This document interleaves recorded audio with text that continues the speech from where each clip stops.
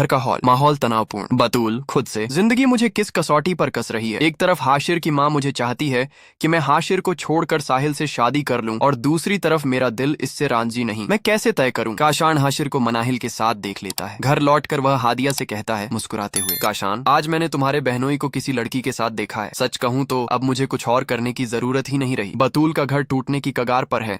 सबके चेहरे पर शक और बेचैनी दिखती है। हाजिया परेशान होकर बतूल से लगती है, हादिया, मैं तुम्हारे रिश्ते को बचाने के लिए सब कुछ कर रही हूँ, इतनी कुर्बानी दे रही हूँ, पर इंसान भी इंसान जैसा बर्ताव करे। वहीं हाशिर का ध्यान किसी और लड़की पर है। हाशिर की माँ बात समझ चुकी है कि बतूल सच्ची और निस्वार्थ प्रेमिका है। हाशिर की माँ बतूल से, मैंने तुमको आज तक परखा है, तुम सच्ची हो। मैंने साहिल से भी बात की है। मैंने उनसे कहा कि हाशिर बतूल को तलाक दे दे और तुमसे शादी कर ले, पर तुम्हारे बारे में कोई ऐसी बात नहीं मिली जिससे लगे कि तुम किसी और को चाहती हो। बतूल ठंडी आवाज से, मैं हाशिर से तलाक नहीं कहूंगी। अगर आप समझ रही हैं कि मैं साहिल से शादी कर लूंगी और खुश रहूंगी तो ये आपकी गलतफहमी है। मैं हाशिर को खुद से दूर होते हुए नहीं देख सकती। हाशिर तमतमाकर बतूल से कहता है, हाशिर, तुम मेरी जिंदगी से हट क्यों नहीं जाती? जब तक तुम यहाँ हो मैं मनाहिल से शादी नहीं कर सकता। मेरी माँ कभी राजी नहीं होगी। बतूल आंखों में आंसू, तुम कहते हो मैं अपना सुहाग खो दूं? मनाहिल मुझसे मेरा सुहाग छीनना चाहती है, मेरी मोहब्बत छीनना चाहती है। हाशिर, कौन सी मोहब्बत? अगर हम एक दूसरे को सच में चाहते होते तो तुम ये बातें न करती। अब हमारे बीच वैसा कुछ नहीं है, न कोई रिश्ता न कोई साथ। इसलिए बेहतर है